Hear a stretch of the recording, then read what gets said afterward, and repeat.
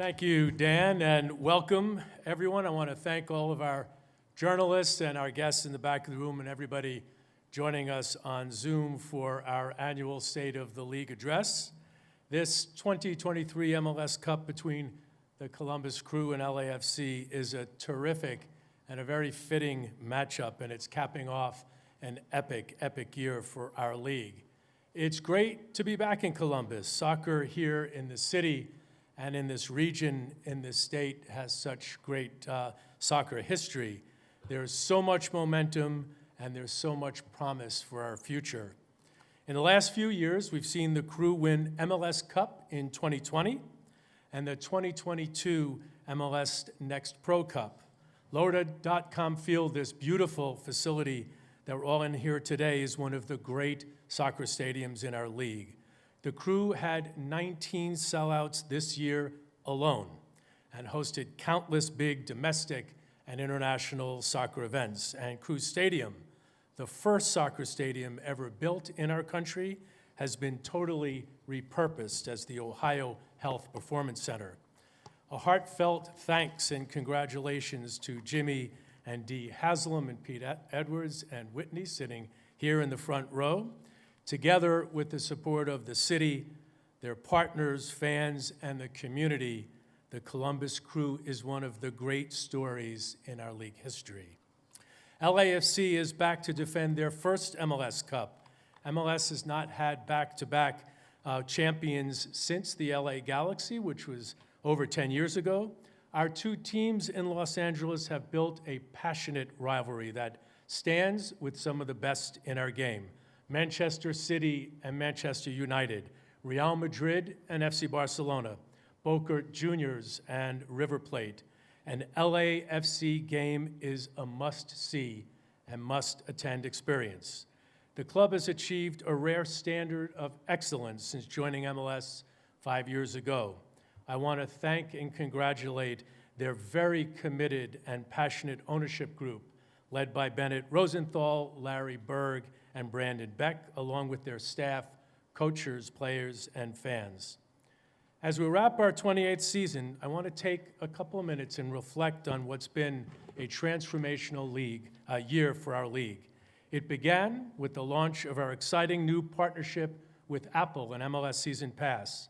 In a matter of months, in just a few short months after the announcement, we literally created a production entity to bring over 1,000 MLS Next Pro and MLS Next matches in English and Spanish, along with thousands of hours of club and player-specific content. It was an unprecedented undertaking. We have some of our talent here in the room with us today. Every game in over 1,000 countries around the world on any device with no restrictions. Fan response was very exciting and very positive. As Apple CEO Tim Cook said in a recent earnings call, MLS Season Pass over-delivered on all of our expectations. And this is just the beginning of a long-term partnership with the most innovative and important companies in the world. We look forward to continuing to grow and evolve together in the years to come. And we have some Apple executives here with us today, and I want to say thank you to you guys.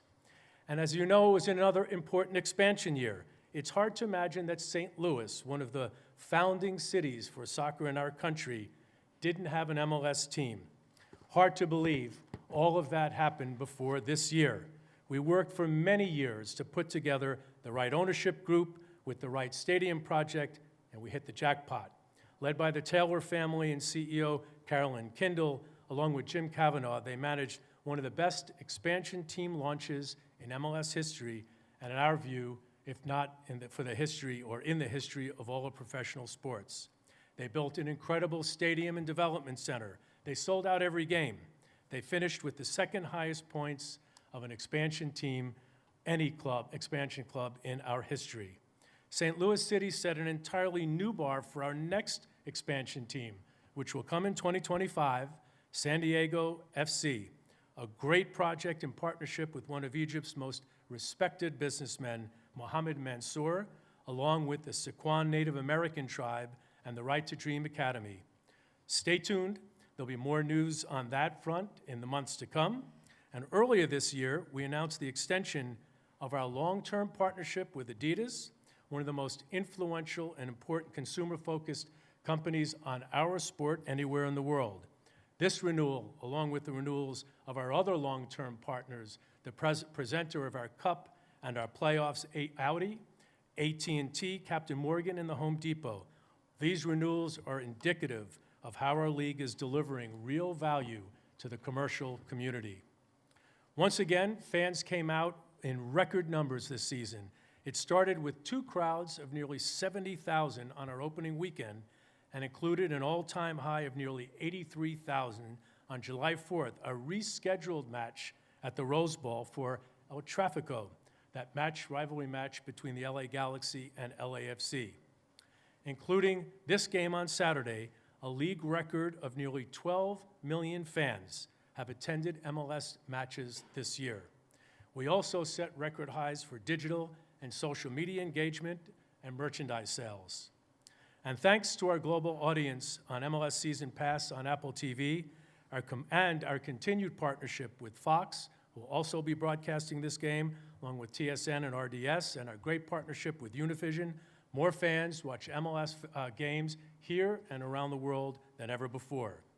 And then, during what was shaping up to be the most successful season in our history, the greatest player to ever play the game made MLS his league of choice and joined Inter Miami.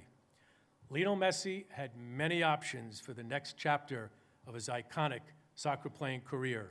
The magnitude of his decision to join MLS cannot be overstated. A World Cup champion, an 8-time Ballon d'Or winner, he's playing in our league.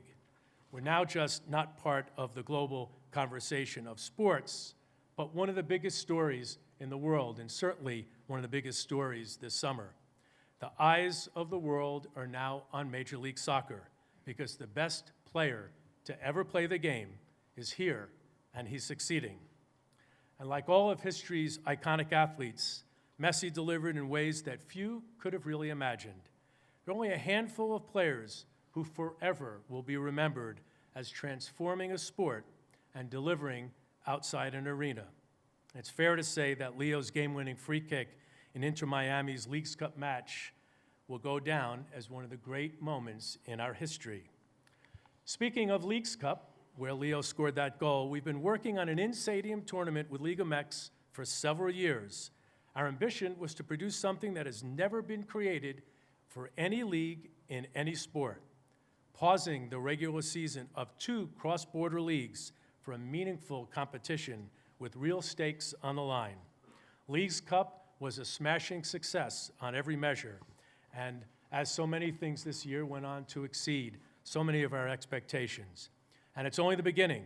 This is a tournament that will continue to grow in scale, in scope, and in reach in the years ahead.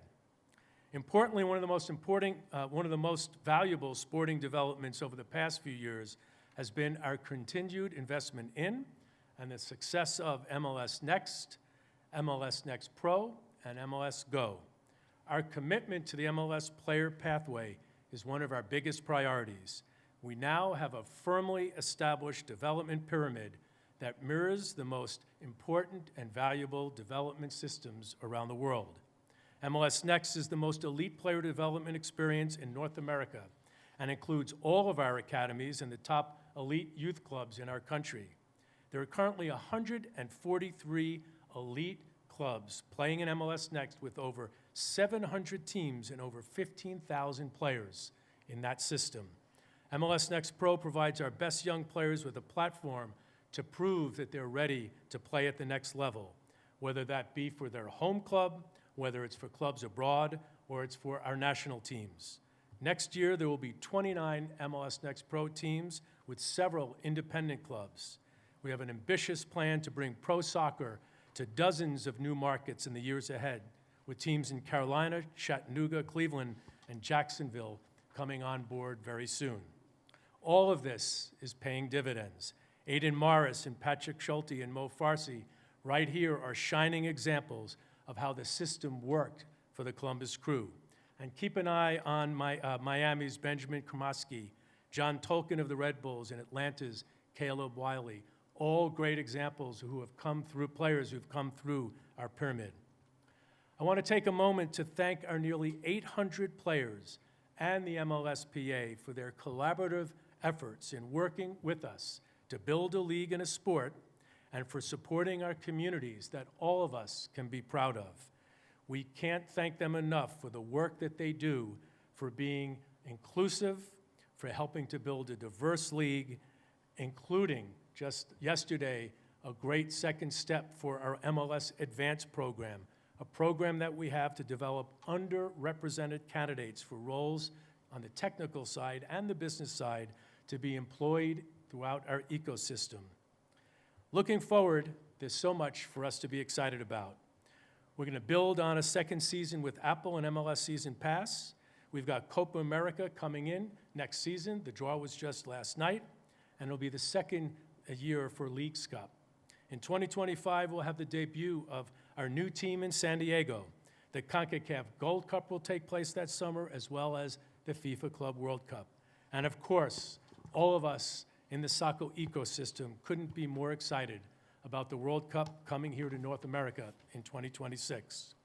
For the next few years, North America will be the epicenter for the beautiful game. And it begins soon. An all-time 10 MLS teams will be competing in early February in the CONCACAF Champions Cup. The 2024 MLS season will begin in late February, and the complete 2024 schedule will be announced on Wednesday, December 20th. So thanks again for joining us for MLS Cup. Excited for a big game tomorrow. And Dan, ready for some questions. All right, thank you, Commissioner. Just so everybody knows, here in the room we have my colleague Sahar to my left, to your right, and my colleague Will with microphones. We're going to open it up for questions. I did want to go to see if we have somebody from the local market first, and then we will get to you, Mr. Goff, with the Washington Post. So we're going to go back here, and if I could ask, so Sahar, if we could go back there. All of our journalists in the room, if you could state your name and your affiliation. Fortunately, I know most of you, but we have people on Zoom who want to know who you are. And the same thing for our journalists on Zoom. When you do ask questions, we ask if you could state your name and affiliation. So we'll go back here, and then we'll go to, we're actually going to go to the visiting team, Kevin Baxter with the LA Times, then Steve Goff with the Washington Post. So we'll go in the back. Starting here. Yes, sir. Yeah, Clay Hall, ABC 6, Fox 28 here in Columbus. You've detailed a lot of the triumphs of the league and the profile that where the league is now. Where do you think MLS sits in the worldwide context of soccer excellence or play that I guess I would call it the where they stand in terms of the play that you're providing? Sure. You know, the best thing I could say is that our goal is always to be one of the top soccer leagues in the world, to be part of the global conversation. That's the quality of our play on the field. It's the incredible facilities we have. It's the strength and commitment of our ownership group, and it's the process in which we're managing sort of the overall growth and value of the league so that it can be continuing to have momentum in the years to come.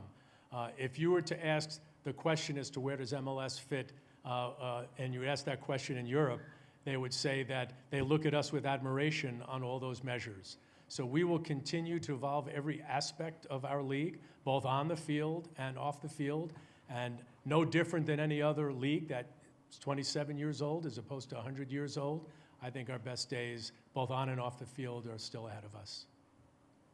All right. Our next question is going to go to Kevin Baxter, then we'll go to Steve Goff, and then Jeff Carlisle, and then we'll continue with questions with people here in the room. Kevin, do you have a microphone? Yes, I do. Hey, Commissioner. And just for the group, who are you? Kevin Baxter, LA Times. Commissioner, thanks again for the time. This season, with the addition of Leagues Cup and everything else, number of teams played record number of games. Saturday's game will be the 53rd for LAFC, Houston, RSL. They all played more than 45. Having gone through that season, players and coaches complain about the fixture crunch. Are you considering anything to do with roster size, maybe more allocation money, maybe a fourth DP, to help alleviate some of that strain? Thank you. So Kevin, I think the biggest challenge of any soccer league around the world is managing a schedule. And unlike every league here in North America, we don't control that schedule entirely. Our playoffs are an example of that, having qualifying come through in the middle of our playoffs. I'm one of the founders of the World League Forum, and we sit with 45 different leagues around the world, and the subject at every meeting is how do we manage the calendar. So this is a complicated and it's challenging issue. I'd encourage anybody who wants to sit down with the guy who manages our schedule, who's kind of like a mad scientist, and see how do you fit in managing a domestic schedule, the CONCACAF Gold Cup, with qualifying, with now the Club World Cup and everything else. So it is a unique dynamic. Not every team is affected the same way. And you mentioned Houston and the difference between Houston and a team that might not have qualified for the playoffs. So we also have to deal with some teams are not playing enough games, and some teams, in the view of coaches, are playing too many games. And how do we manage that in a thoughtful environment? Best thing I could say is the league has been able to evolve through all of the changes that come to us, like the Club World Cup in an expanded format, like Copa America taking place here next summer, and we will adapt and figure out the right way to change. And whether that's roster changes, or whether it's participation in some tournaments and not others, or whether it's ways that we could manage the schedule to give those teams that have more schedule congestion an opportunity to have a bit more time in between games. So there's no easy answer to it, but you should know we spend as much time as you and our fans on social media spend thinking, and our coaches think about it. All right, Steve. Hi, Don. Steve Goff, The Washington Post. Along those lines of what Kevin was asking too, specifically about this upcoming season, you have Leagues Cup again. Copa America is going to be a big event on U.S. soil. Do you take breaks for these? Can you afford to take breaks for these? And then you're going to have, of course, face that issue again in 2025, and obviously with the World Cup in 2026. Can the league afford to shut down for periods of a time in order to accommodate everything? Well, Steve, let me say we can't afford it. So that's a message for everybody. If we have to shut the league down, lose games, it impacts our players, it impacts our partners, it impacts our fans, it impacts everything that MLS has to deliver for all of our stakeholders. That being said, we've got to manage through that process and be clever and creative and figure out how do we reconfigure the schedule with all these different events so that we could make it work. Clearly, the World Cup in 26 is an entirely different animal, and I can't imagine we're going to be playing games during the World Cup, but the economic impact of that is significant. So how could we work away? Can we change the schedule format? Can we look at an Apertura and a Clausura? Can we reconfigure the Leagues Cup? Can we figure out ways that the competition exists differently in terms of how our teams play each other so that we could manage travel and rest? The one thing that I say to everybody internally when we have these discussions, remember, this is the largest soccer league in the world by far. We play in the largest market in the world by far. We have multiple weather changes dealing with game disruption and the rescheduling of games more than any other league, the nature of weather. Our players travel more than any players in any league around the world. All of that, I think, for everybody listening here, needs to be processed to understand how complicated all this is. And this is just one of the many complicated things that this league manages through all of the challenges, through all of the opportunity. We still are able to come, be in a beautiful building, have a great event like the one we're going to have tomorrow, have a great partnership with best, most advanced company in the world, have our players earn more, have better living, have more infrastructure built, all of those things with all of the pressures, both domestically and internationally. I think it speaks to the commitment of everybody, including media, that believe in our league. All right, before we go to Jeff, after Jeff, we will have Edgar Acero, then we'll have Simon, and then we'll have Michael Lewis, and then we're going to go to Zoom. Just so you folks on Zoom know, I haven't forgotten about you. Raise your hand. I know we have a number of journalists who want to ask questions. So Jeff, we'll go down to you. Jeff Carlisle with ESPN. I'm going to be direct. Are there plans to add? Direct, Jeff? Are there plans to add a fourth DP for next season? And then an expansion question, if I may.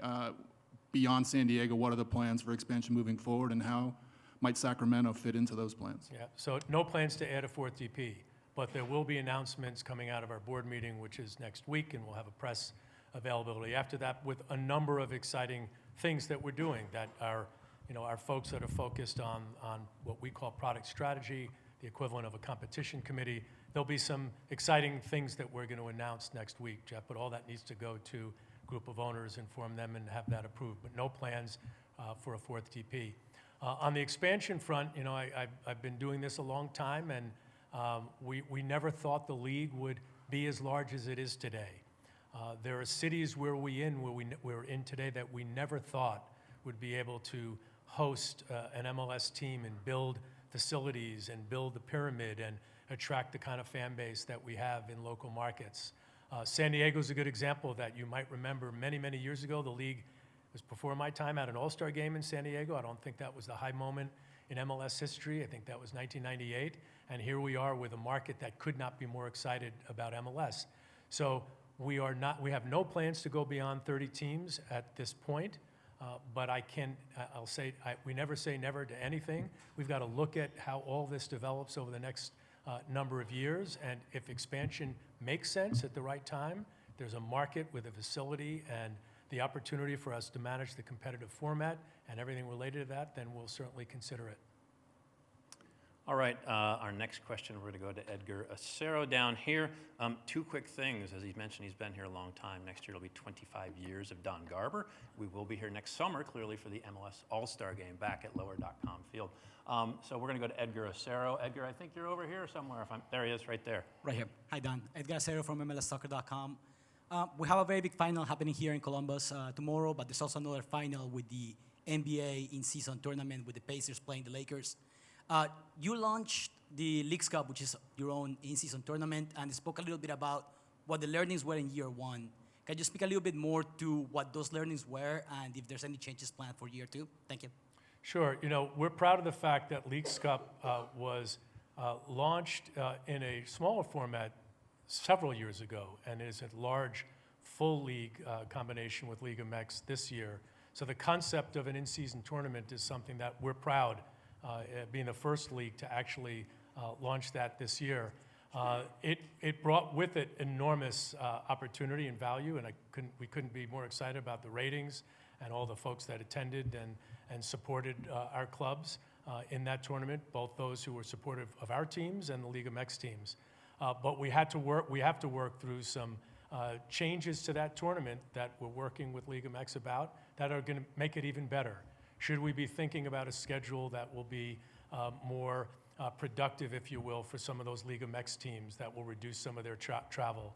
Are there ways for us to think about how that tournament could elevate itself and have even more of an exclusive window of promotion and marketing opportunity, which means building on our relationship with Apple and some of the sponsors of that tournament. The good news is it's year one of a partnership. It's not like we just said we're going to do this for a couple of years. This is going to go on. We'll continue to work with the Mexican League to make it even better. All right, I think our next question, we're going to Michael Lewis with Front Row Soccer. Then we'll go to Simon Evans with AFP. And then our friends on Zoom, we're going to have Paul Tenorio with The Athletic, Alex Silverman with SBJ, Oslo with Sportico, and Seth Bertelny with USA Today.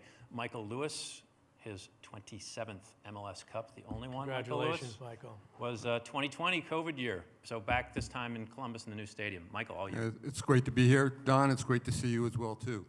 And I promise there will not be a question about NYCFC Stadium this time. We're excited about finally, we have some good news to talk about, Michael. Yeah. So, well, saying that, great growth in the league, filling up stadiums. You talked about 19 sellouts here. There are older franchises, MLS 0.10, 2.0, that might not be filling stadiums as you'd like. What sort of solutions? How could they find a way to get back to maybe where 3.0 and 4.0 are doing? Yeah. It's easier to be new than it is to be new and improved, right? That's a statement about all businesses and probably a statement about life. We're proud this year, Michael, and you all probably know this, even those teams that were struggling at the gate years ago did really well this year. Just look at where we were in Dallas as a good example of that. Our schedule changed dramatically. We have most of our games on Wednesday and Saturday nights. There is a reduction in the number of game dates thanks to our partnership with Apple. all which are making it easier for our fans to attend our games.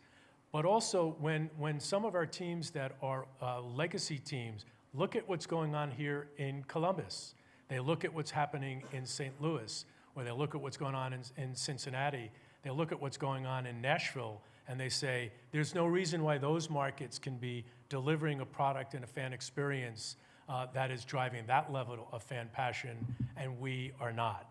So we have formed a group that's working with all of our teams to drive what we call club performance.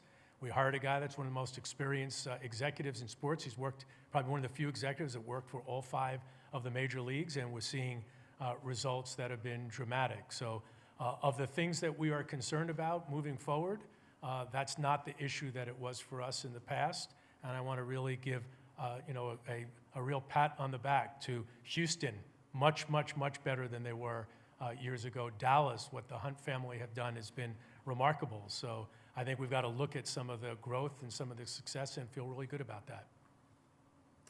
All right, we'll go to our next question down here to Simon. Simon Evans, AFP. In terms of the playoff format this season, the best of 3, how did you feel that went? Is that something you're going to stick with? And you mentioned as well the schedule being tight and so on. US Open Cup, you've made some comments in the past that maybe you're not entirely happy with that competition. Are you looking at maybe MLS teams skipping the US Open Cup?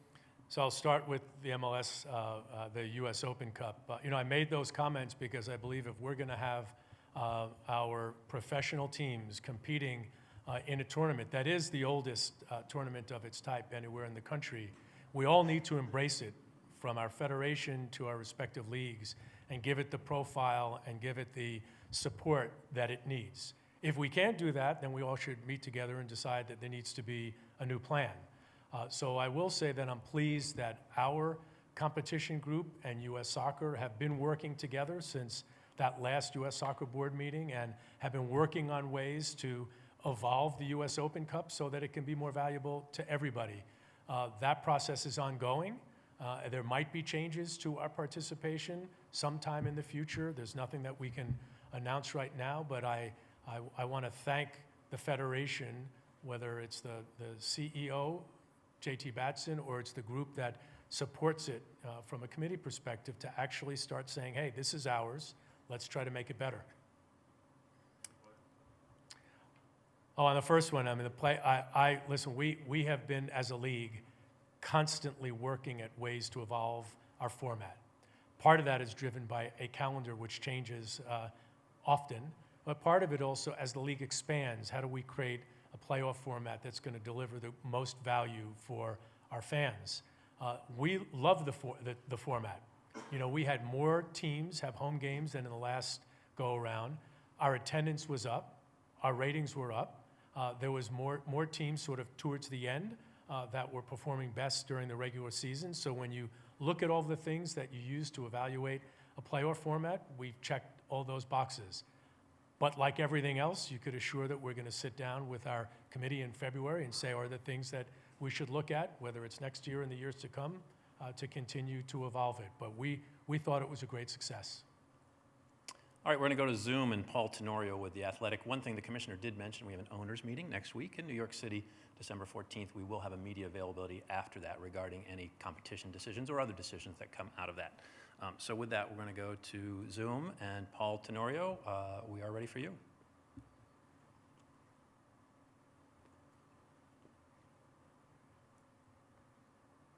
Maybe not. Maybe Paul's not ready for us. Well, I can tell you that after Paul Tenorio, we're going to go to Alex Silverman with SPJ, then Asla Pellet with Sportico, and Seth Bertelny with USA Today. So I'm not sure if we have some of those folks who are available.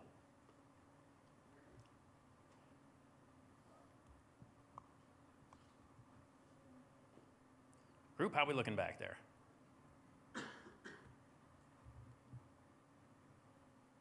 If not, we can go back to the room and revisit Zoom for another. Hi, one more time.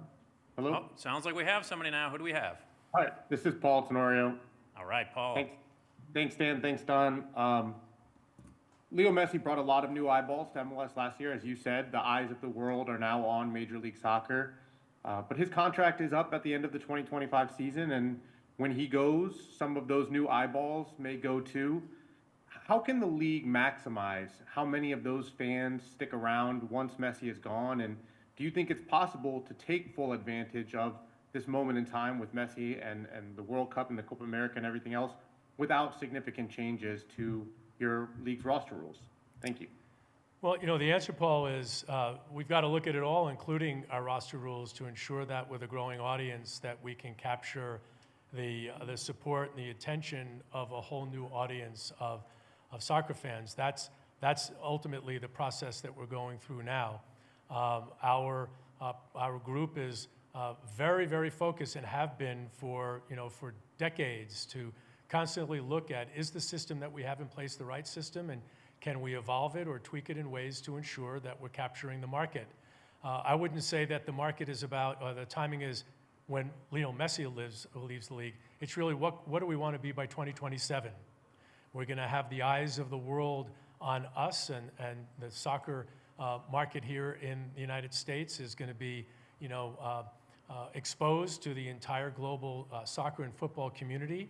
And that is the pressure that we're under to ensure, as everybody's paying attention to us, what is the product that we can deliver. And that product is not just the players we have on the field, it's the fan experience, it's everything around that, it's the competition itself and the competition format. All of those things are part of the evaluation process. So first, I hope Leo decides to stay longer than 2025, so maybe 2025 isn't the deadline, but our plan is being the league we want to be in 2027, which gives us enough time to continue to do the research, speak to our fans, try to evaluate what the impact is of some of these changes, and then be able to move forward in a positive and productive way.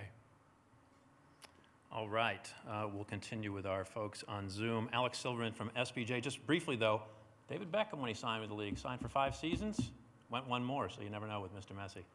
Alex. Hey, thanks for taking the time. With the Apple deal, there hasn't been a lot of transparency around the numbers of folks watching. So I would love to get your thoughts on, a year into this new deal. Do you feel like there's more eyeballs on MLS from a viewership perspective than there were under the kind of previous linear deals that you guys had? How would you sort of assess that? Well, Alex, I think the best way to describe sort of what you're calling transparency is, remember, this is the first year that any media entity has ever produced and delivered a global broadcast, if you will. So just us collectively understanding what's the best way to measure that is part of our task, right? And everybody wants to know what exactly does that mean, but are you comparing a regional broadcast to a global broadcast is not an easy formula to be able to put together. I think you've heard Eddie Q say when he was in Miami that we had over 1 million people watch a couple of our games this year. That's way more than we've had for any regular season game, and you guys know what our audiences have been. What we're focused on is the amount of subscriptions that we're selling, the amount of time that those people who are watching those games in front of and behind the paywall are spending on our broadcast. How are they engaging with that content? What is the demographic of that content? And then all of those things are things that we and Apple have to work together on so that we could, at the right time, communicate, is all of this working for us and is it working for Apple? What I will say is when you have the CEO of the company saying that it's over-delivered on his expectations, you could imagine that we're delivering on the numbers of people that are engaging in ways more than we thought. And I think that's a positive. So this is a long-term partnership. We're going to get there in the right time. But together, we've got to work on figuring out what those metrics are, and then we'll figure out how to communicate them. All right, our next question is going to go to Asla, who's joining us from Sportico. Then we're going to have Seth Vertelny with USA Today. Then we're going to stick with Zoom for 2 more. Then we're coming back to the room. We're going to have Frank Delapa with the Boston Globe and Jonathan Tannenwald in Philadelphia. So Asla, we are ready for you.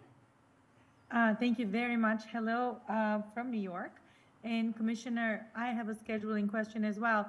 We saw that since Messi's arrival, teams that hosted Inter Miami sold out their stadiums, recorded soaring revenues, added sponsors. In short, they took full advantage of the Argentines' presence in the league and during Leagues Cup.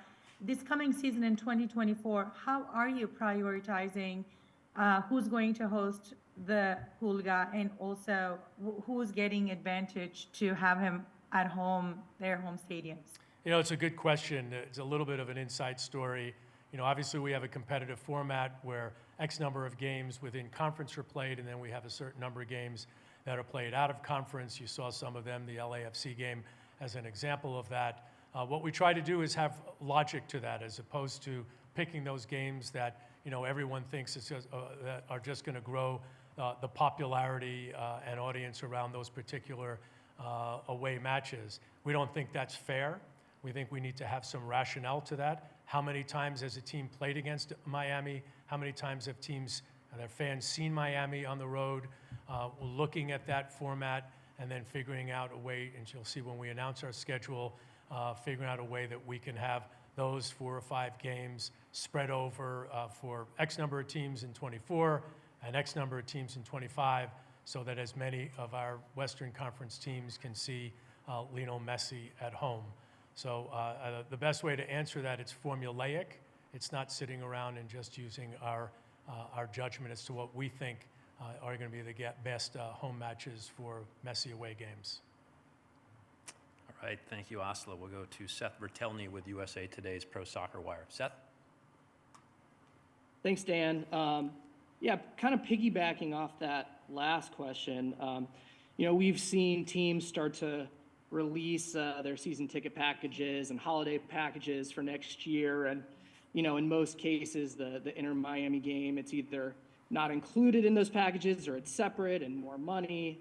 At the same time, you know, Inter Miami season tickets, those prices have increased a lot. You know, it makes sense in a lot of ways. Teams are going to want to capitalize on Messi's presence, but, you know, is there any concern that maybe the average fan is going to get priced out of the chance to see Messi, and is there anything that can be done about that? Well, you know, in our business, the concept of selling mini packs that have certain teams that a home fan might want to see and pricing those differently, that variable pricing is the part of pro sports. Every other league does it, so I don't see any reason why it wouldn't be appropriate for Major League Soccer to do that. I think the question as to whether or not fans are being priced out of experiencing Lionel Messi game, I don't believe that's true. In the actual market where teams are selling tickets, those tickets are still reasonable. We can't control what happens on the secondary market, and as you know, the secondary market pricing has been very high. I think it speaks to the unique experience of watching Lionel Messi live. But I know that our tickets are amongst the most affordable in all of professional sports, and I'm pretty proud of that. All right, we'll continue with our questions. We're going to go to Frank Delapa with the Boston Globe, Jonathan Tannenwald in Philadelphia. Then we'll go to Pablo Maurer with The Athletic back here in the room, and others in the room. We'll come back to you. So next we have Frank Delapa. Frank. Great, Don. Frank Delapa from the Globe. Apologize in advance for a bit of long-winded question here, but we've been almost obsessed with talking about New England Revolution working on building a stadium in Boston, yet they were ranked 8th in attendance this year, and they're expecting to average 28K next year per game. So wondering what you make of that. Can the Revolution be considered an exception to the rule? A successful team playing in an outside stadium outside the city center? Well, again, remember the Revolution were a legacy team, and playing in Gillette, and as well as many of our teams playing in football stadiums in the early days was the plan. Right? That when league was launched, nobody really conceived soccer-specific stadiums, and the Revolution did a good job. This year, their attendance was up, their team performed well, and ultimately, and you know this, Frank, Jonathan Kraft is probably the most engaged owner we have on a board level and a committee level in our entire league. They are committed to building a stadium, and they had been very focused on a particular site. That site had a setback. We hope that that site can get back on track. There's no doubt in my mind if they can get a stadium project done, that'll be one of the great soccer markets in our league. It's one of the great sports towns in our country, if not in the world. So I have no doubt with a stadium, it'll be even better than it is today. And one thing, Frank, you've been around, I think, longer than I have. These projects take a long time. We never thought that we'd be where we are here today in many of our stadium projects. Miami's another example of that. New York City is the best example of that. It'll be way more than 10 years from the time that team was launched till we got a stadium deal announced and shovels in the ground. So, you know, this is a long-term project, and I have no doubt at some point the city and all those people who really want soccer, men's professional soccer to exceed at the highest level will get together with the Crafts and figure out a solution that's better, if you will, than where they are today. All right, thank you, Frank. We'll continue Jonathan Tannenwald in Philadelphia, then we'll go to Pablo Maurer back here in the room with The Athletic. And if we have other individuals who have some additional questions, I see we have in the back, so we'll go there. So, Jonathan, we're turning it over to you right now. Thanks, Dan, and thanks, Commissioner Garber, as always, for the time. Commissioner, you noted in your introductory remarks, and you've talked a couple times here about how the eyes of the world are on this league now, and a lot of the eyes are new to MLS, and one of the questions that a lot of us in the media have to deal with often is, why are there so many roster rules? And each of them has a justification. Some of them are from the present, some are been around for a long time. But I wonder if it ever comes up where you or somebody in the league office looks sort of from 20,000 feet and says there's just too many rules. I get it that each individual rule may have a justification, but is there a point where in the aggregate there are too many, especially as this league tries to pursue more big-time talent to join Lionel Messi in this league? Thanks. So, Jonathan, the rules are in place to manage the strategic investment that our owners and teams have in delivering a product on the field that can capture all the attention that we're looking for locally and now globally. These decisions that we make, designated players outside the salary budget, and our teams having the opportunity to invest discretionarily in certain types of players, investing in young players like the U22 rule, are all part of a strategic plan to ensure that we're effective and efficient in how we're building our rosters. The time will come when we no longer need to be segmenting our spending, and not necessarily to provide more freedom, but because all of the objectives that we were looking to achieve with all of these strategic initiatives will have been achieved, and therefore we could move in a different direction. I think you'll start seeing in the years ahead some streamlining of those rules now that we have more fans, particularly more fans that are looking outside the United States, or soccer fans of international leagues here and are looking at clubs that don't have those restrictions. But I will tell you, it has really, really been working for us up until now. And the reason to change it is because we'll no longer need it. And when that time comes, I can assure you the league office, all of our clubs, and our fans will look at it as a new day. All right, we'll continue back in the room here. Pablo Maurer from The Athletic. Commissioner, I wanted to ask a couple of quick questions. The first one, what have you made of Pro's performance this year, the quality of officiating on the field? Obviously, it's been maybe a talking point in the playoffs, though it's always a talking point in any sport. And also, you know, obviously there were multiple instances in this postseason of you had a player entering the referee changing room, the comments obviously Vanni Sartini made. Do you think there's an issue with referee safety in the league? Is that something that's on your radar? The league is trying to address it all? Well, let me start with the safety of our fans. The safety of our players and safety of our officials is a massive priority for our league, and it ought to be a priority for everyone, whether it's those people who have to make decisions about rules and regulations or discipline when those rules are violated, or those who are responsible for behaving in a way that could either threaten the safety of others or might be thinking of doing that.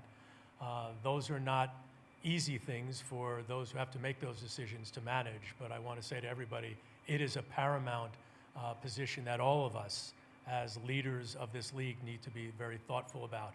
We have never had a player enter the locker room in the history of our league, and a player entered our locker room this year.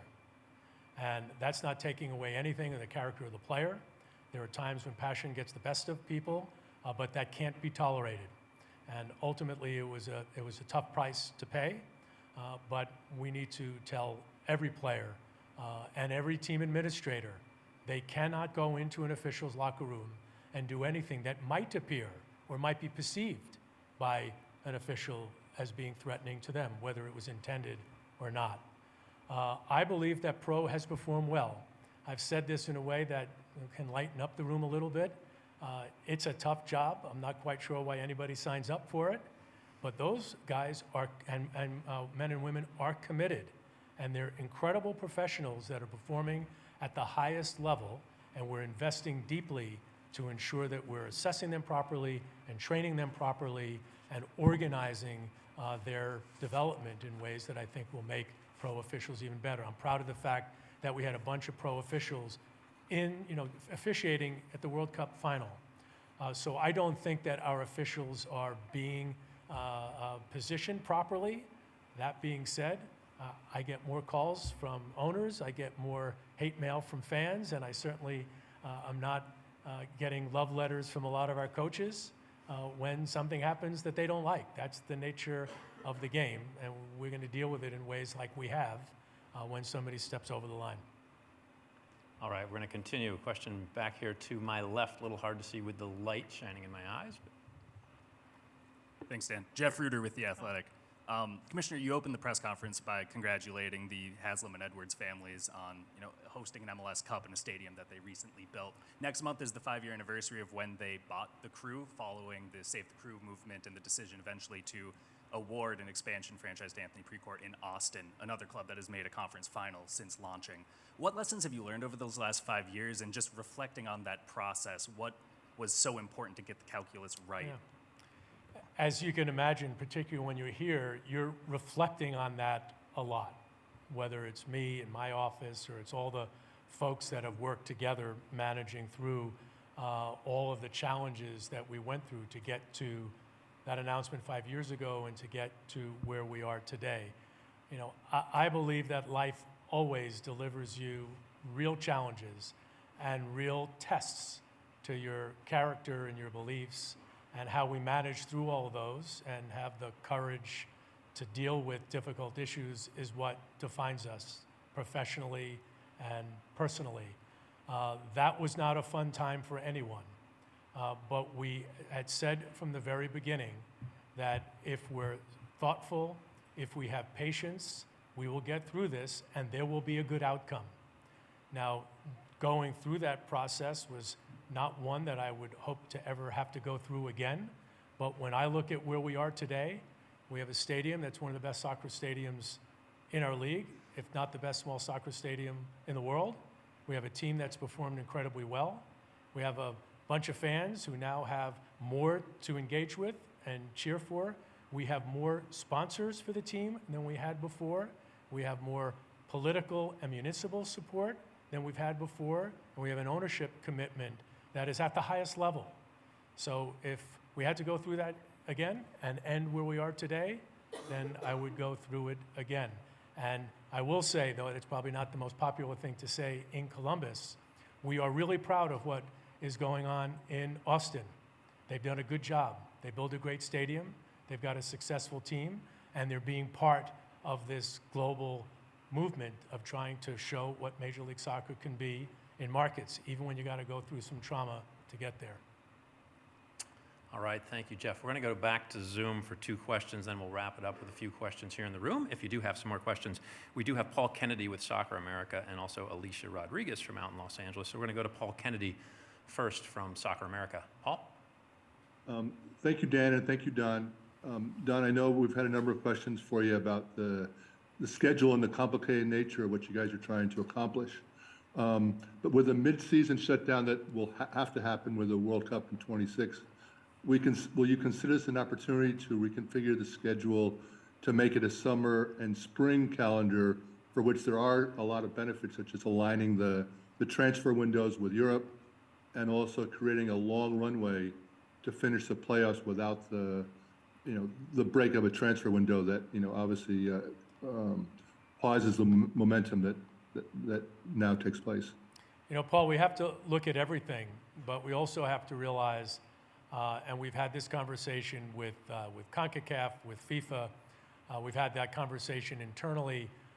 We are weather constrained, and we've got to figure out a right way to manage that. Now, are there creative and unique ways to manage through that? Should we be thinking about playing in a single destination for a period of time during winter months where you can't play necessarily in Toronto or in Kansas City or in Chicago or New York or Boston? Who knows? Maybe that might be the answer. What I will say is we have to look at everything to ensure that we could not lose games in our schedule and be able to have a schedule that works for our players and works for our fans. And that's the tough work that our schedule group and our commercial group and our ownership will work on to finalize a format for 2026. All right, thank you, Paul. We have Alicia Rodriguez, and we'll bring it back to the room if we do have any final questions. So we'll go to Alicia Rodriguez in Los Angeles. Thank you. Hi, Don. Alicia Rodriguez with Soccer Musings. Thanks for your time. Wanted to ask, jumping off a little bit from Pablo's question earlier, there were several incidents as well this season of players using racist slurs on the field. It seemed like there had been a period of time where there hadn't been reports of that happening, and then the last few years, it seems to have kind of seen an uptick of sorts. I'm wondering if the league is looking at new education policies or setting different standards to hopefully prevent incidents like this from happening in the future, or to try and make the field of play more inclusive and more welcoming to everyone regardless of identity. Alicia, it's a good question. I think it does play in many ways off of Pablo's question. It starts with discipline isn't the answer to change behavior in this case. Education is. And I'm proud of the work that Shola Winley and the group in and around him and Jameel Northcutt have been working with the Black Players for Change to come up with a way that we can educate our players properly and make the commitment and resources to go player by player and club by club to ensure that we're entirely eradicating any offenses and any sense of there being any type of abuse, particularly racial abuse, of our players. The challenge that we are faced with is when they do occur, what's the best approach for the league to ensure that we're managing it in a way that is in the best interest of our player pool, because this is an issue amongst our players. And I've got to give our union credit and the BPC credit for working closely with Shola and his team to come up with a process of restorative justice, where those players who are offenders have an opportunity to understand the harm and hurt from their behavior, and then go through an education process so that they could understand why that's a problem, and then ultimately ensuring that we could eradicate it anywhere from our fields. I will say that we are dealing in a world where more and more of these issues are happening both in the workplace and outside the workplace. It concerns me as a citizen of the world, concerns me of a leader of a business. It certainly concerns me of a leader of a diverse professional sports league. It is a huge commitment from the league office and of our owners and our league staff, and I will say also of our players. So I think you're going to see improvement in that front in the years ahead. All right, we'll give one last opportunity before we wrap up. I will say, for those of you who've not met Shola Winley, he is in the back here, as Commissioner just referenced him. So final opportunity for our journalists here in the room. All right, with that, we appreciate all of our journalists coming out. We know it's been a long last 48 hours, a lot of press conferences, media availabilities, and certainly appreciate your coverage throughout the year. Thank you very much, and thanks to you, those of you on Zoom. Thank you.